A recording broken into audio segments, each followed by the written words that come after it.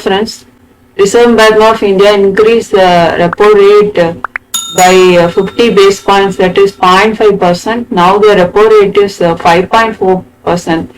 This is the third increase since May month, and the repo rate now reached the pre-COVID levels. And this is going to increase the interest rate for housing loans, vehicle loans, and other all the retail loans. Minister Nitin Gadkari stated that the logistic cost will be reduced once the electric vehicles usage improves. That is, now the logistic cost is around 16 to 18% of GDP. But if more electric vehicles started using, it will come around 10% of the GDP. Central government has formed a committee for diversification, natural farming and MSP, minimum support price. And former Agriculture Secretary Sanjay Agarwal is the chairman of the committee. Number of e-way bills for the month of July is 75.58 million, the second highest since the GST was rolled out.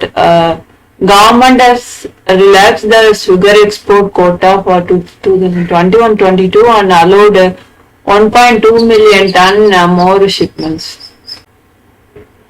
Our country has not yet recovered from the COVID shock and it is in economic distress.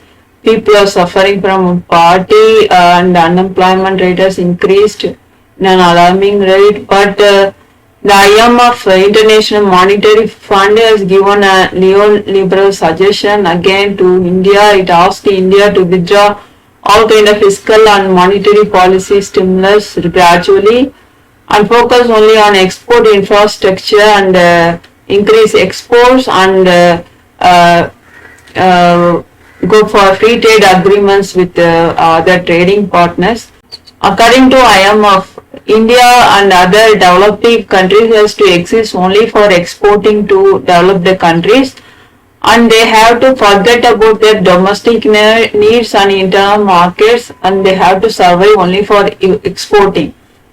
GST invoicing for films with a turnover or sales of rupees 10 crore has been made mandatory from October. Government has approved 5% hike in fair and remunerative price of sugar cane to be paid to farmers in the next session. Exports of petroleum products declined by 7% in July month to $5.8 billion. Supreme Court ruled that no service tax will be levied on composite work contracts that were executed before 2007.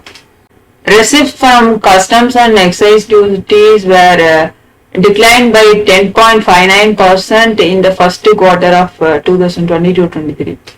Nearly two-thirds of the 73,000 budgetary allocation for the Manreka scheme has already been used up in the first 4 months of this fiscal year. So an activist group has demanded immediate allocation of additional funds under the scheme. Indian Oil Corporation is targeting to replace at least 10% of its current fossil fuel-based hydrogen at its refineries with a carbon-free green hydrogen as part of a decarbonization drive.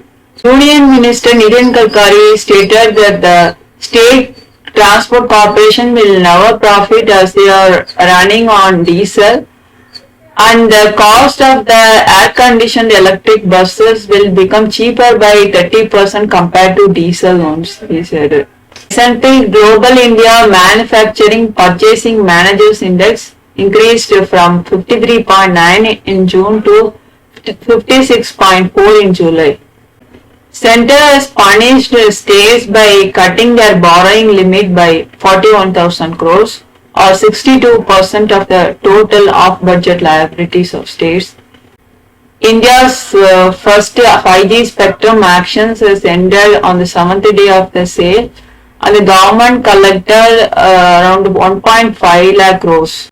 Jet fuel prices is cut down by 12% and commercial LG prices are reduced by rupees 36. According to CMI, overall unemployment rate is reduced to 6.8% in July from 7.8% in June.